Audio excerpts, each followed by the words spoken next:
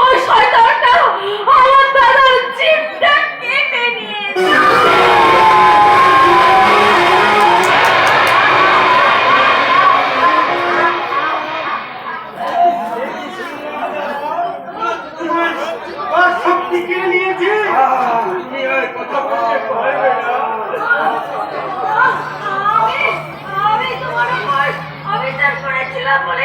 তোমার কাছে আমি ক্ষমা চাওয়ার এলাম। তুমি কি আমাকে একটিবার জড়ি ধরে বলবে না তোমাকে আমি ক্ষমা করলাম?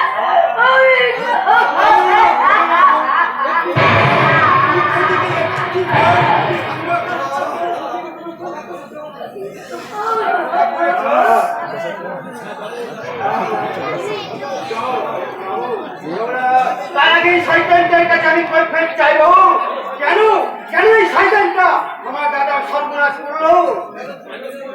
কেন কেন শয়তান আমার স্বামীর জীবন থেকে কেড়ে নিলে তুমি কোন শক্তি? জবাব দাও, জবাব দাও শয়তান। তোমার স্বামী যে আমার বিরুদ্ধে আদালতে মুখ খুলতে চেয়েছিল, তার মুখটা বন্ধ রাখতে ও চিরতরে আমি মুখটাকে বন্ধ করে দিলাম। আমরা আদালতে গিয়ে সাক্ষী দিতে চাইবো তোমার সর্বতার বিচার। খবরদার মনে রেখো, তোমাদের বোন এখন আমাদের কবজায় রয়েছে। বেশি বাড়াবাড়ি করলে তোমার বোনটাকে আমি জ্যান্ত চাই।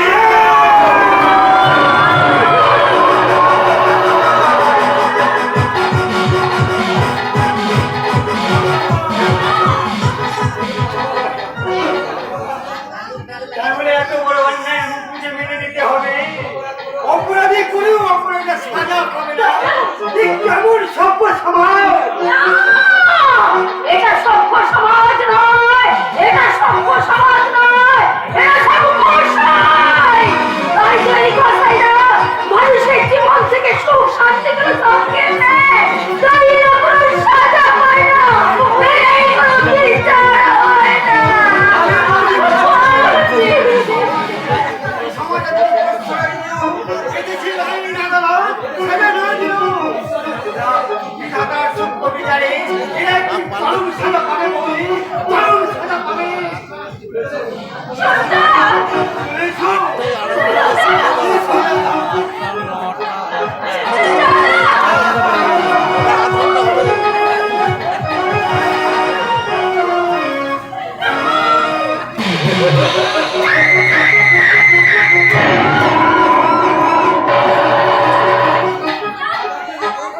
দাদার জন্য মন খারাপ করছিস না? এসো আমি তোমাকে মন খারাপে ট্রিটমেন্ট করে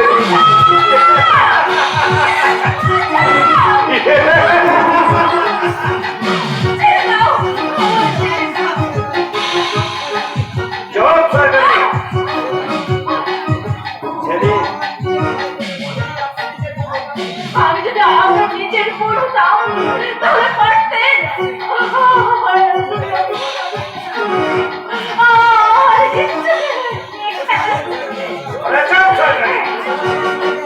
সেটা আমার নিজের মায়ের পেটের বোন নয়, ও আমার সব বোন। আর সব বোনকে আমি বোন বলে মনেই করি না। চমৎকার, কি অপূর্ব তোমার চরিত্র দাদা শোনা। ব্রহ্মচারী চেহারার মধ্যে যে এমন জানোয়ারের রূপ ফুটিয়ে আছে সে আমি কখনো ভাবতেও পারিনি। একটা লম্পট, একটা পশু আমার দাদাকে ফোন করেছে, আমার জীবন থেকে সড়ককে ছিনিয়ে নিয়েছে। তোমারও ক্ষতি করে দেবে। যদি বাঁচতে চাও তাহলে এখানে পালিয়ে যাও। পালিয়ে যাও, যদি বাঁচতে চাও পালিয়ে যাও। ওরে ধর ধর ধর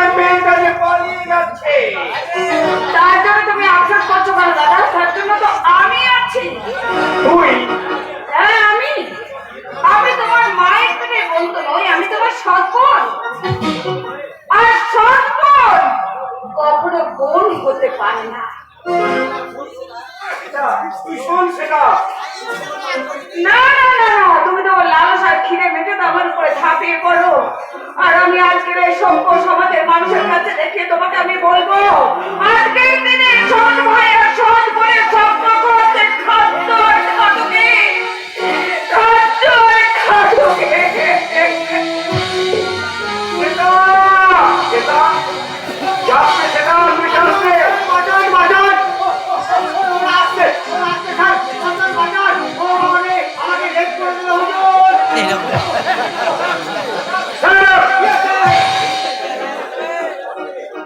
গাঁজা টাজা খেয়ে এসেছো নাকি?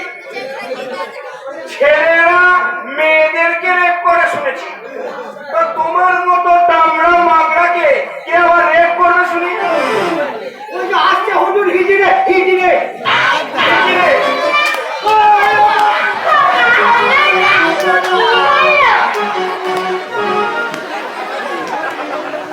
আর এখানে এখানে কি করতে এসেছো?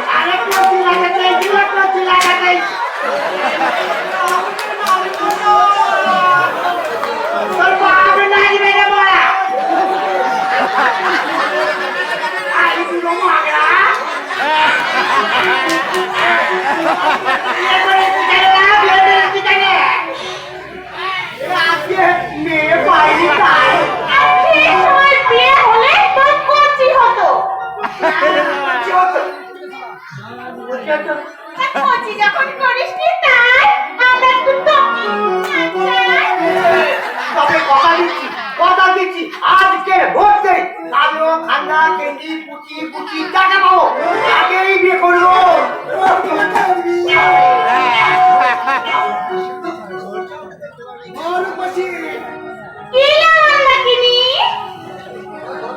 গানটা ঘর নালে গানটা ঘর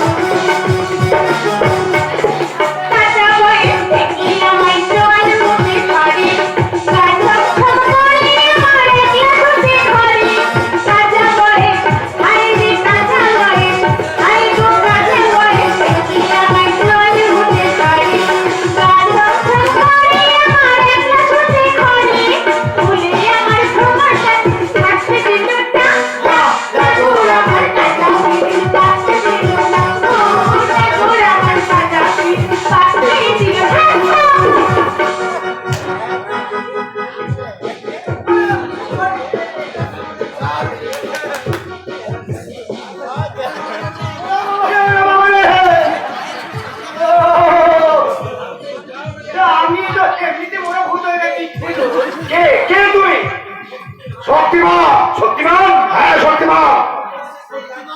আর আমি তোমাদের সেই লাঞ্চটা ফুলওয়ালি ঝিমলি, হ্যাঁ ঝিমলি।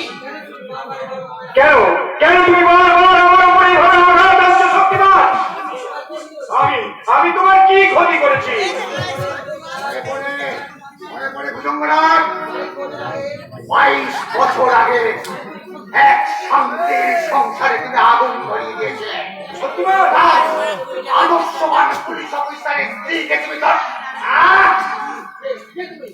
কে তুমি?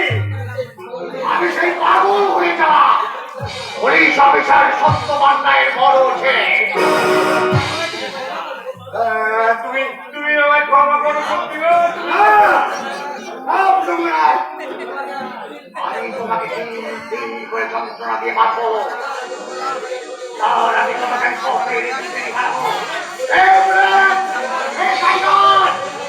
এই ভুজঙ্গনাথের সমস্ত সিন্ধু কালবাড়ি থেকে টাকা পয়সা সোনা দানা কাগজপত্র যা আছে সব লুট করে দেয়।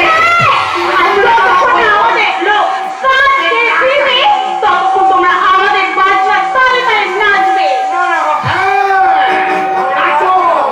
এই নাগর আমার পাত্রে দিল না, আমার কাছে পাত্রে দিল না।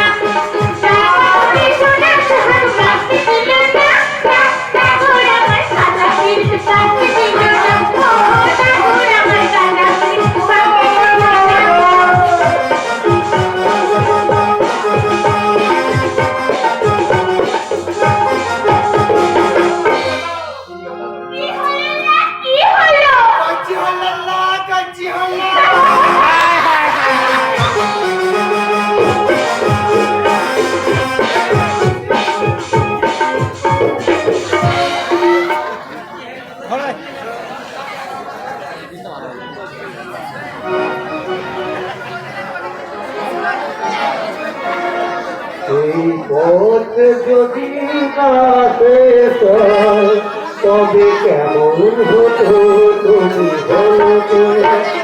যদি পৃথিবী পতনে শেষ হয়, তবে কেমন হতো তুমি বলো তো? এই পথ যদি না শেষ হয়, তবে কেমন হতো তুমি বলো তো?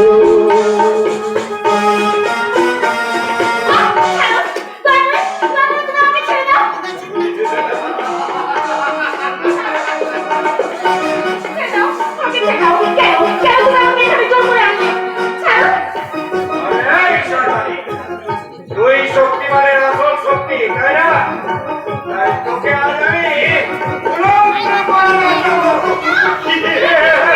তুমি জানো না শয়তান, আমার শক্তিমানের কানে যদি এই খবর পায়, তাহলে তোমাকে কুকুরের মতো গুলি করে মারবে। চেনো না আমার শক্তিমানকে, সে কত বড় শক্তিশালী তোমার জানে নেই শয়তান। যাও যাও, করে দাও, তোমার কি করার আছে করে এসো। আপাতত তুই এই ঘরে বন্দী হয়ে থাক, আর আমি তোকে উলঙ্গ করে নাচাবো। আর সেই নাচানোর জন্য আমি ভালো মতন তৈরি হয়ে আছি। এখন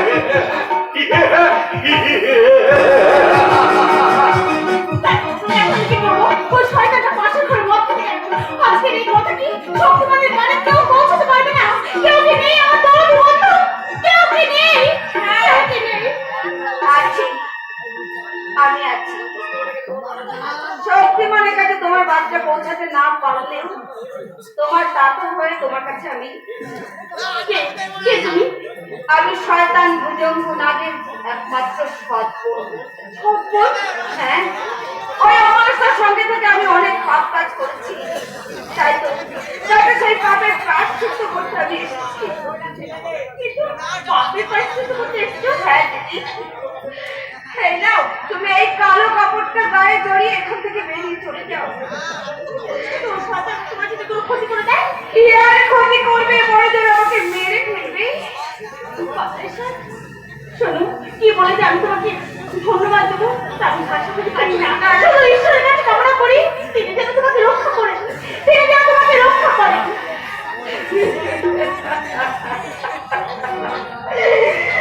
ঠিক করেছো দিদি, তুমি চলে গিয়েছো, ঠিক করেছো, কিন্তু আমার জন্য তোমাকে চিন্তা করতে হবে না, কারণ এই পৃথিবীতে আমার কেউ নেই। আমি একা, শুধু একা আর একা।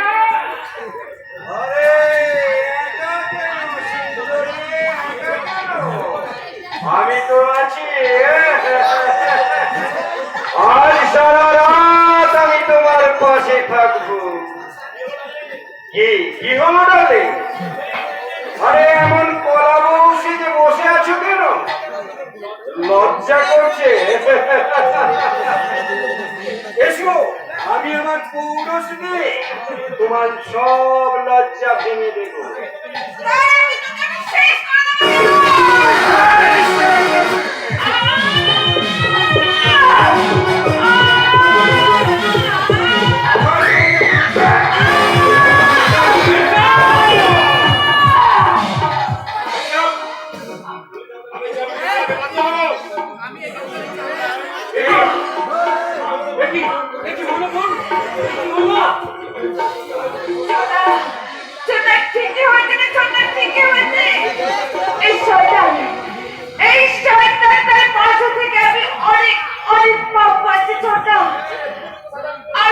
আমি উপযুক্ত সাজা পেয়েছি, তবে আমি তোকে বলছি ছোট্টা, এই জানোয়ারকে তুই কিছুতেই ছাড়বি না।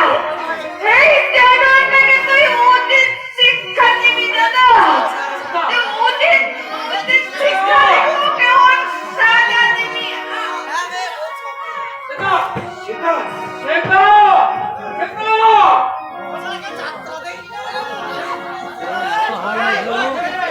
আমাকে তুই ক্ষমা করবে ভাই, আমি তোর দাদা হয়ে তোর কাছে ক্ষমা চাইছি। তোমাকে দাদা বলে ভাব তোমার ঘৃণা হচ্ছে। এই আইনে উচিত গায়ে না থাকলে আমি তোকে এখন গুলি করে মারতাম।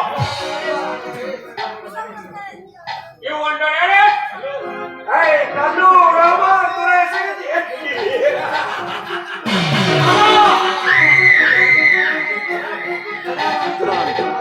ছাড়ো! আমি কারো দাদা নই, আমি ভুজঙ্গ মারিসা।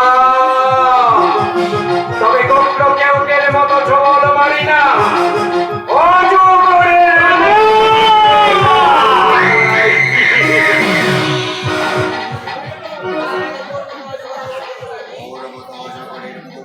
চিরে আমি পালা পালা করে দেব। শয়তান ভুজঙ্গরা।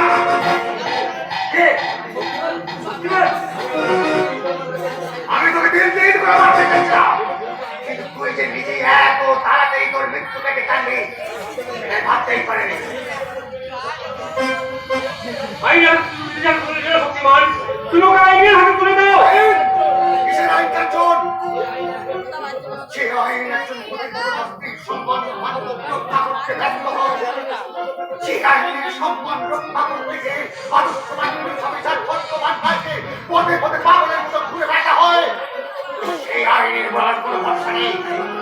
তার কাজই থাকতো এই শয়তান ক্রিমিনালটাকে কোমরে দড়ি চড়িয়ে টানতে টানতে ওকে কবেই লাগাবে করে দাও।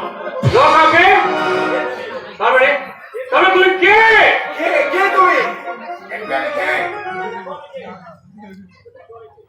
দেখো দেখো আমি কে। স্যার স্যার আপনি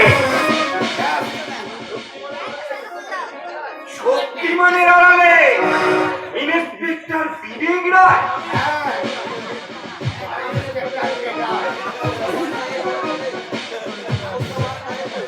আমি সত্যবান তাই বলছি। এতদিন হিজড়ে পুলিশ অফিসার সেজে তোমার সাথে মিশে তোমার সমস্ত প্ল্যান প্রস্তাব মিশে রেখেছিলাম। আর তারপর শক্তিমান হয়ে আমি তোমার উপর আঘাত হানতাম। আজ তোমার উপর আমি শেষ আঘাত হানবো। না, আমি আমি পালাবো। তাহলে তাহলে আমি এই কথা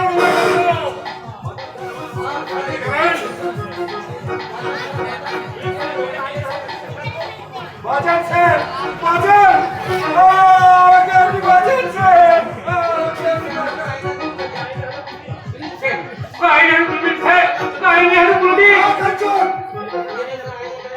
এদেশের আইন এখন বড় লোকদের শাস্তি দেওয়ার বদলে ওদের সেবা করতে ব্যস্ত হয়ে পড়েছে।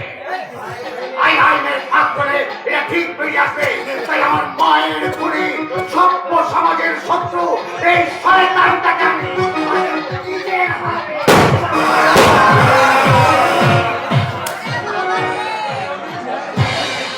কি করলে?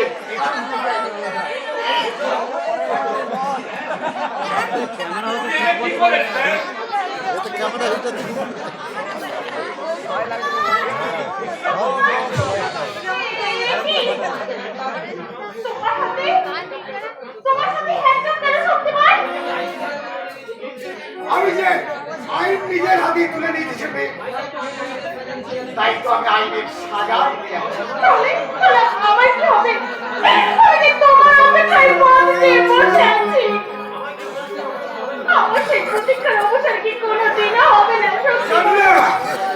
জানি না ঝিমলে, আমি জানি না। আইন যদি আমাকে কারাবাসের সাজা দেয়, তাহলে হয়তো তোমার কাছে আমি আবার ফিরে আসবো। আর যদি আইন আমাকে মৃত্যুর সাজা দেয়, তাহলে মৃত্যুর পরপারে গিয়ে আমি তোমার জন্য অপেক্ষা করবো।